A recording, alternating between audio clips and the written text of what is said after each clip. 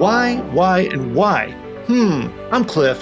This is Life with MS. Let's get started. Hello!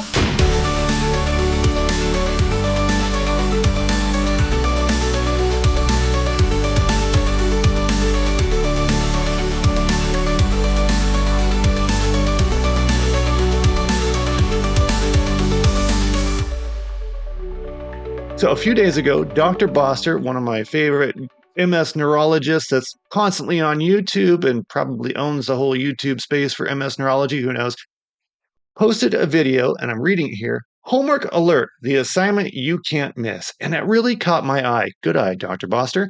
I'll link it below in its entirety. And also, if you go to his channel, send out some sub love because he always sends out really great content, probably like 3 times a week. I've learned a lot from him. Hit that sub for him and me. Don't forget about me or don't. I'm okay. Well, I'll do. Anyway, let's continue.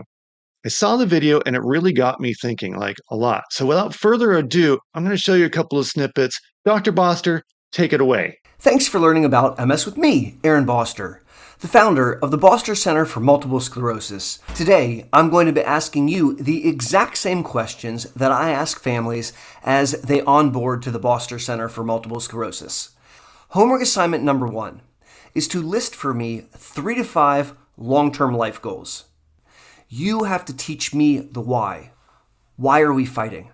Okay, so welcome back again. All right, Dr. Boster. So I initially crafted 6 really cool responses, at least I thought, and I went to bed fairly content. And it was the election night and all that, so I was up kind of late. And in the middle of the night, I started thinking about that question, why? And I remembered that why is at the core of everything I do with product development and inventing. When I get together with teams of engineers and stuff, the first thing I ask them is, why are we doing this? And if we can come to a succinct answer, we're going to build an awesome product. If none of us can answer that and we all go off our own directions, we are going to fail miserably.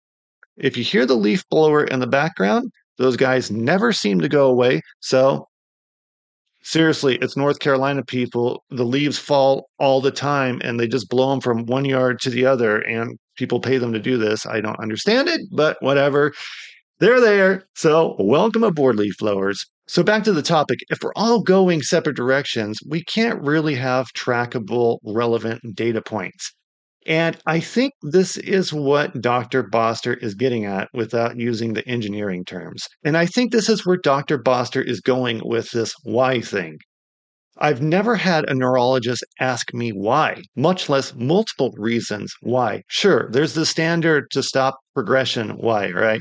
There's the standard I'm in survival mode answer, why? And it got me thinking, this was a great homework assignment, Dr. Boster. However, I'm flipping this around just a little bit.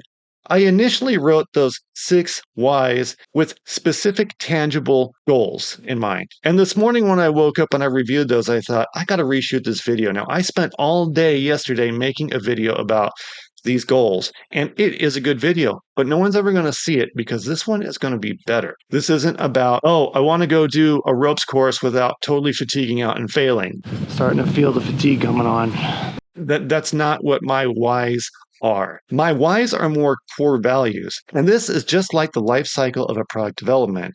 When we have core values as a team, we all might have slightly different ideas on how we're going to get there, but we know at the core what we're trying to achieve. And so I'm applying my own core values to my future life with multiple sclerosis, and I'm communicating these to my neurologist. And if these core values meet up and match up with doing an Ironman, then I know I'm on the right course. But the thing with MS is I have to remain super flexible with what I can do. Because let's pretend I'm going to do an Ironman on Sunday, and Sunday I wake up and I can't see or I can't feel my legs or I'm so fatigued I can't move. That's MS impeding on my goals. So first I'm going to tell you what the core value is, and then I'm going to tell you why it works for me. Number 1, never lose the capacity to keep learning. I love exploring and inventing and learning. These are my passions. My curiosity is the why I exist. I exist to find answers. And even if I don't find the right answers, I found some answers. And I go to bed thinking about things at night. Right now, I'm really into like the whole UFO thing. I've always been into that. If you ask me, we definitely have stuff going on we don't understand. We're not that smart. We're a young civilization. That's a topic for another discussion. I'm putting on my tinfoil hat and continuing. There's so many questions in the world and so many curiosities. There are so many potential opportunities to be had. Number 2, be able to share my curiosity of the world with my son. Oh, yeah. Like and subscribe. It's important that he learns to ask why. This is why I must be available and functional. He needs me and I need him. So in the future, I will continue my treatments and I will convey these goals and core values with my doctor and we will revisit these. Am I able to continue to be functional and available for my son? If I'm not, we need to change up the game. We're not meeting those goalposts. And it's starting to compromise my core values. Number 3, take care of my body and my mind in the best way possible by doing things I can control, like taking a DMT, I can control that. Getting my MRIs, I can do that. Getting my blood work done, I can do that. Sure.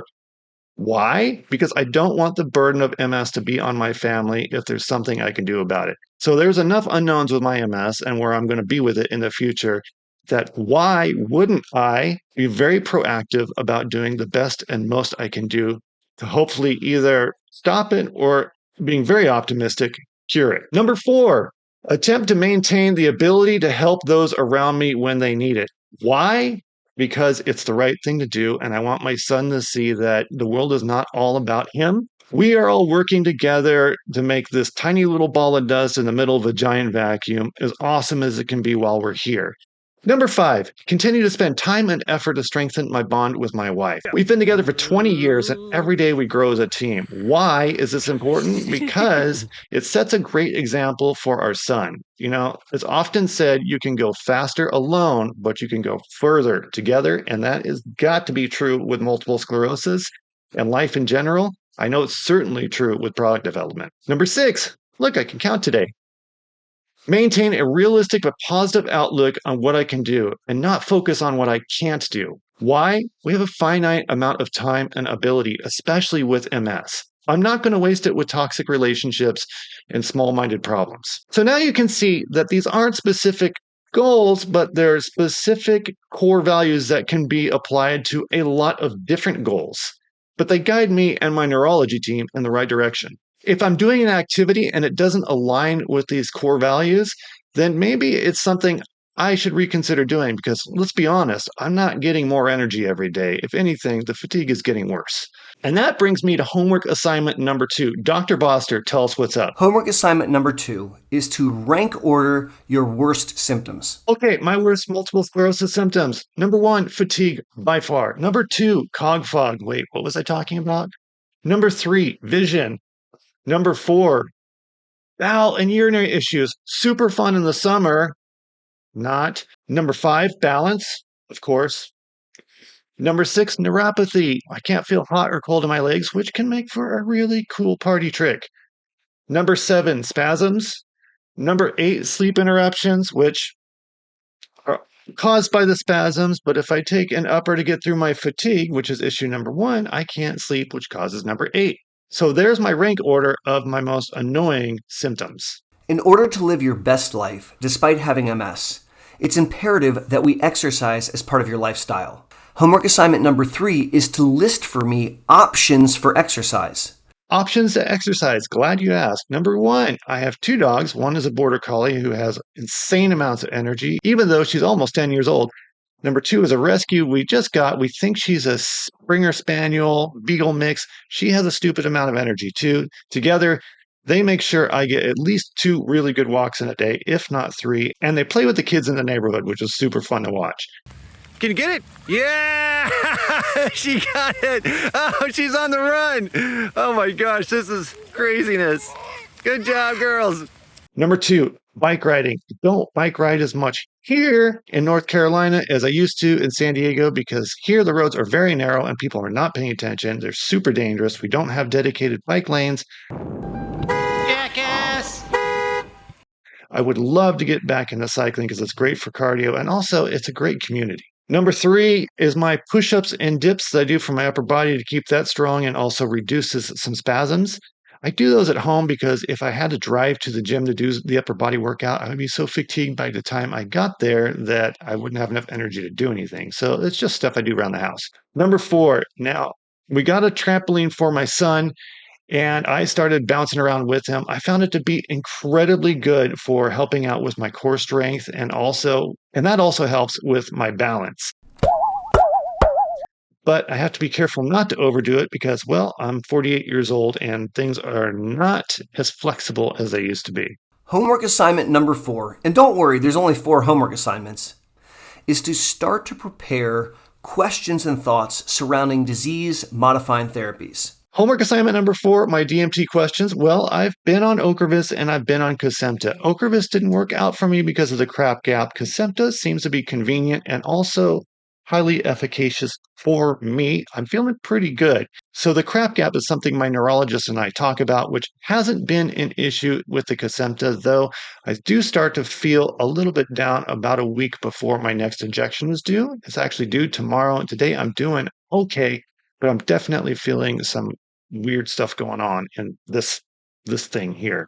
So lastly, thank you for watching, everybody. And why did I participate in this activity? When I saw the questions asked and the question of why, I thought it was an excellent opportunity to dip in my engineering mind and figure out the whys for myself. And then I thought, wow, that might make a great video because how often do we get a chance to really focus on the why of what we're doing to help with our multiple sclerosis, other than the token to stop progression? So thank you for posting this video, Dr. Boster.